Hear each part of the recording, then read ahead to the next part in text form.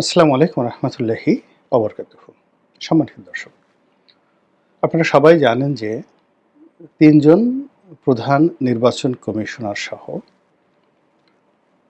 ২০১৪, ২০১৮ এবং ২০২৪ সনের নির্বাচনের সাথে সম্পৃক্ত কর্তা ব্যক্তি ইনক্লুডিং শেখ হাসিনা, তাদেরকে আসামি করে যে মামলা হয়েছে সেই মামলায় ২ জন প্রধান নির্বাচন কমিশনার গ্রেপ্তার হয়েছেন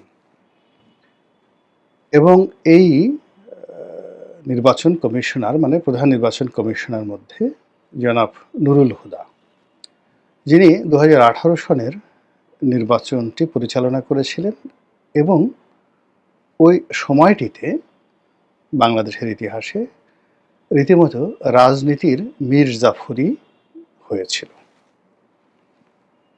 ২০১৪ যে নির্বাচনটা, এটি একতরফা নির্বাচন হিসেবে বা বিনা প্রতিদ্বন্দ্বিতার নির্বাচন হিসেবে পরিচিত। এর কারণ হলো বিএনপি অংশগ্রহণ করেনি। ২০২৪ সনে একই অবস্থা, কিন্তু ২০১৮ সনে মানুষের বেদনা অনেক বেশি এই কারণে যে ওই সময়টিতে শেখ হাসিনা নিজে এমন কিছু কথা বলেছেন যার কারণে লোকজন তাকে বিশ্বাস করেছিল। তিনি বলেছেন যে আমি বয়স হয়ে গেছে, জীবনের শেষ প্রান্তে আমি এমন কিছু করব না যার কারণে জনগণ আমাকে মন্দ বলবে। দ্বিতীয়ত তিনি বলেছিলেন যে আমি বঙ্গবন্ধুর কন্যা, আমার একটা কমিটমেন্ট আছে। এবং তিনি তার যে সহজাত আন্তরিকতা, এই আন্তরিকতা দিয়ে বাংলাদেশের সকল রাজনৈতিক দল ডক্টর কামাল হোসেনের নেতৃত্বে যেভাবে সেই নির্বাচনে অংশগ্রহণ করেছিল, ওটা যদি মোটামুটি অর্ধেক 50%ও যাকে বলে সফল হতো, এমনকি যদি ওই নির্বাচনে বিএনপি ৭০ থেকে ৮০টা সিট বিএনপিকে দেওয়া হতো, মানে যদি নির্বাচন হতো, বিএনপি তো আলটিমেটলি ১৫০ বা ২০০ সিট তো অবশ্যই পেত। কিন্তু তারপরেও যদি ম্যানিপুলেশন করার পরেও যদি সেখানে ৭০ থেকে ৮০টি যাকে বলা হয় আসন দেওয়া হতো, এবং যেভাবে ডিক্লেয়ার করা হয়েছে, অর্থাৎ ভোট হয়েছে একভাবে, তারপরে ফলাফল শীট তৈরি হয়েছে একভাবে, আর ডিক্লেয়ার করা হয়েছে একভাবে।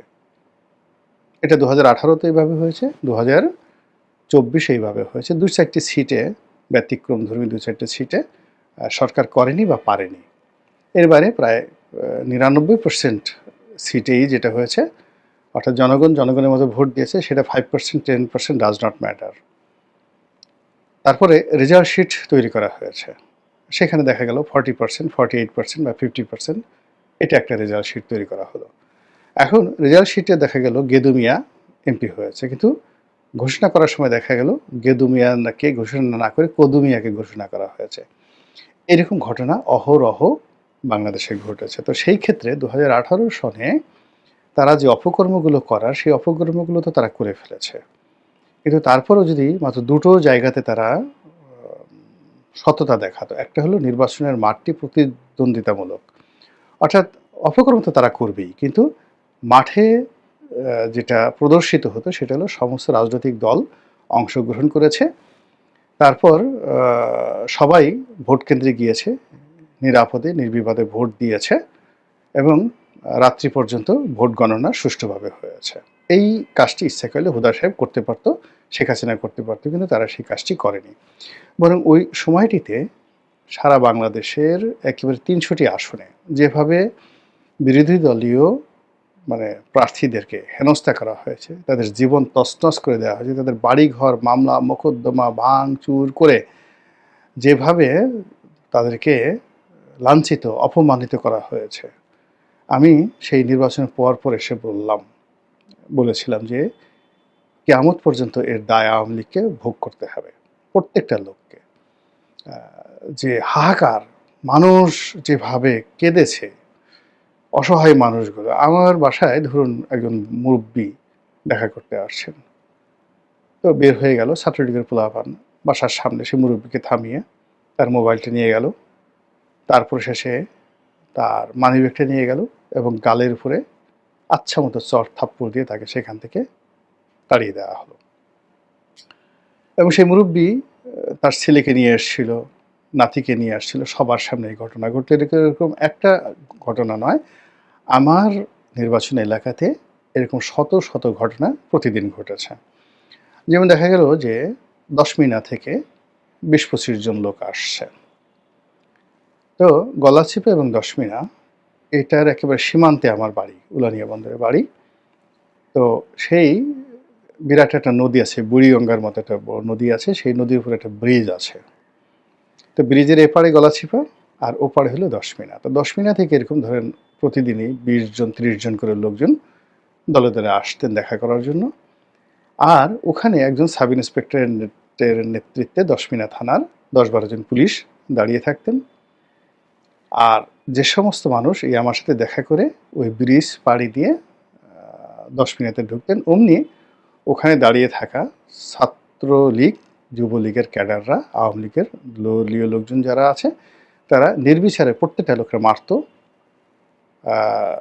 মোবাইল টাকা পয়সা সব ছিনিয়ে নিত, আর পুলিশ দাঁড়িয়ে দাঁড়িয়ে তামসা দেখতো আর প্রোটেকশন দিত। অর্থাৎ দেখা গেল যে কখনো যদি আক্রমণকারীদের চাইতে যাদের উপর আক্রমণ করা হয়েছে তাদের সংখ্যা বেশি, সেক্ষেত্রে পুলিশ দাঁড়িয়ে থেকে এই অপকর্মটা করাতো। ফলে এর বিচার চেয়েছে আমার এলাকার লক্ষ লক্ষ মানুষ, গড়াগড়ি করে মসজিদে কান্নাকাটি করে আল্লাহর কাছে প্রার্থনা করেছে। আমার যে এলাকাতে একটা মসজিদ আছে উলানিয়া বাজারে, খুব নামকরা একটা মসজিদ, সেখানে একজন মানে ইমাম ছিলেন, মুয়াজ্জিম ছিলেন, মুয়াজ্জিন বলা হতো, শামসুল হক নাম। সবাই সেখানে তাকে কৈট্টে হুজুর বা খাটো হুজুর বলতেন, ছোটোখাটো। পৃথিবীতে এরকম জিন্দা অলি, এটা গলাচিপার লোকজন জানেন, আপনারা করতে পারবেন না। মানে যদি মানে অলি আল্লাহ থাকেন একজন মানুষ, ওইরকম একজন অলি আল্লাহ ছিলেন। একটা গ্রাম্য মসজিদের আজান দেন, সারা জীবন শুধু মসজিদের সেবা করে গেছেন। ওনার অপরাধ ছিল মানে আমাকে ভালোবাসতেন। এর কারণ হলো আমি তাকে হজে পাঠিয়েছিলাম, ওই কৃতজ্ঞতায় তিনি আমাকে ভালোবাসতেন। তো তিনি খুব ভয় পেতেন, বাসার ভিতরে ঢুকতে পারতেন না। তিনি ওই রাস্তায় দাঁড়িয়ে দাঁড়িয়ে আমার বাড়ির দিকে তাকিয়ে থাকতেন আর কাঁদতেন, অঝরে কাঁদতেন। তো যেদিন আমার উপর আক্রমণ হলো সেদিন মসজিদে গড়াগড়ি করে সেই ভদ্রলোক কেঁদেছেন, এবং ওই ঘটনার পর তিনি অসুস্থ হয়ে গেছেন এবং তিনি মারা গেছেন। এখন এই যে শামসুল হক সাহেব, এরকম অসংখ্য ঘটনা যেগুলো বললে আবেগপ্রবণ হয়ে যায়। এ দায় আওয়ামী লীগকে মেটাতে হচ্ছে, এ দায় এই সিইসিকে, নুরুল হুদাকে মেটাতে হচ্ছে। যাই হোক, যখন এই যে পট পরিবর্তন হলো, আমার কাছে মনে হলো যে সরকার কিন্তু প্রথমে এই 3 জন নির্বাচন কমিশনের বিরুদ্ধে বা ইলেকশন কমিশনের বিরুদ্ধে মামলা করতে চায়নি, কিন্তু আমার কাছে মনে হয়েছে যে এই মামলা হবে, বিভিন্ন কারণে হবে। প্রথমত, এটা একটা প্রকৃতির বিচার, এ মামলা হবে। আর দ্বিতীয়ত, সরকারের জনপ্রিয়তায় ধস নামবে। আর যখনই জনপ্রিয়তায় ধস নামবে, তখন এই মামলা করে জনগণের সমর্থন পাওয়ার চেষ্টা করবে। এবং ঠিক সেম ঘটনাটা ঘটল। এই 3 জন সিইসিকে আসামি করে মামলা, এবং সেই মামলায় নুরুল হুদা সাহেব গ্রেপ্তার হলেন, এবং তার প্রতি যে আচরণ করা হলো, অর্থাৎ তাকে যেভাবে গালে জুতা মারা হলো, তার গলায় যেভাবে জুতার মালা পরানো হলো, এটাও মানে যাকে বলা হয় কিয়ামতের ময়দানে এই লোকটি যে লাঞ্ছিত অপমানিত হবেন, তার একটা নমুনা আল্লাহ এখানে ঘটিয়ে দিলেন। এবং তিনি যে মুনাফিকি করেছেন, ওই সময়টাতে তিনি যে দাম্ভিকতা দেখিয়েছেন, মুনাফিকি করেছেন, তিনি যে লোভ দেখিয়েছেন, নিজে মানে অর্থের প্রতি, পদবীর প্রতি, দলের প্রতি, আওয়ামী লীগের প্রতি যে যাকে বলা হয় পক্ষপাতিত্ব করেছেন, তার সঙ্গে সঙ্গে আবার তার ভাগ্নেকে আওয়ামী লীগের মনোনয়ন দিয়ে যেভাবে তিনি এমপি করেছেন, এখন তার এই সারা জীবনের যে অর্জন, গত 15 বছরে তিনি যা অর্জন করেছেন, বা তার একটা জন্ম থেকে এই পর্যন্ত যা অর্জন করেছেন, দেখেন তো 1 মিনিট যে সময় তার গালের উপর জুতা মারা হলো, এর সঙ্গে অন্য কোনো কিছুর তুলনা হয়? আল্লাহ কখনই সম্মানিত মানুষকে অসম্মানিত করেন না, কখনো করেন না, এবং করতে দেন না। আল্লাহ যাদেরকে ভালোবাসেন তাদের মর্যাদাটা এভাবে সমুন্নত রাখেন যে সারা পৃথিবীর কীটপতঙ্গ সবাই চেষ্টা করেও তাদের অসম্মান করতে পারে না। কিন্তু আল্লাহকে যখন যারা বেইজ্জতি করে ফেলে, এবং আল্লাহর দেওয়া নিয়ামতকে যখন যারা পুছিয়ে দেয়, তখন আল্লাহ তাদেরকে এভাবে লাঞ্ছিত করেন এবং অপমানিত করেন। তো ফলে কি হলো, ওই যে আমার একটা প্রেডিকশন ছিল যে এরকম মামলা হবে এবং এরা গ্রেপ্তার হবেন, এবং সেই ঘটনা ঘটেছে। আবার এখন আমার যেটা মনে হচ্ছে যে সামনে যে সময় আসছে, সেই সময়টিতে সরকারের সাথে অনেক রাজনৈতিক দলের বিরোধ হবে, বিপত্তি হবে, এবং সরকারের জনপ্রিয়তা এখন যা আছে আরও কমতে থাকবে। তো সেই ক্ষেত্রে সরকারের কিছু কর্মকাণ্ড লাগবে, যে কর্মকাণ্ডে সকল জনগণ, যাকে বলা হয়, সমর্থন যোগাবে।